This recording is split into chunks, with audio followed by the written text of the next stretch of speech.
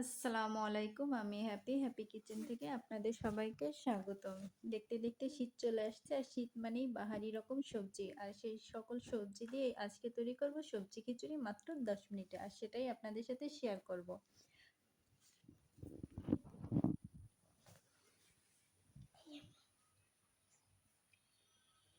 তো প্রথমেই আমি চাল আর ডাল ধুয়ে রেখেছি সেটা দিয়ে দেব। দিয়ে দেব সবজি, সিম, গাজর, ফুলকপি, আলু, পটল।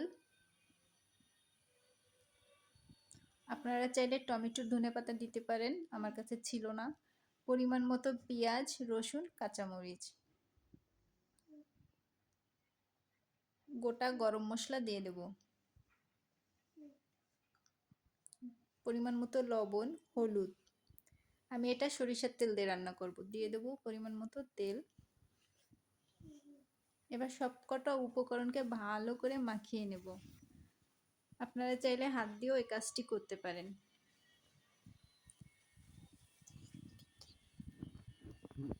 এবার পরিমাণ মতো পানি দিয়ে দেব। দিয়ে ঢাকনাটা দিয়ে জাস্ট একটা সিটি উঠবে, আমি চুলাটা বন্ধ করে দেব। 10 মিনিটেই হয়ে যাবে আমার খিচুড়ি। সিটি উঠে গেছে, সিটি বন্ধ হলে আমি চুলাটা অফ করে দেব। তারপর 10 মিনিট রেস্টে রাখার পর আমি মুখটা খুলব। তো 10 মিনিট পর দেখুন হয়ে গেছে। খিচুড়িটা ঝরঝরে হয়েছে, আবার সফটও হয়েছে। আপনারাও চাইলে এভাবে বাসায় ট্রাই করতে পারেন।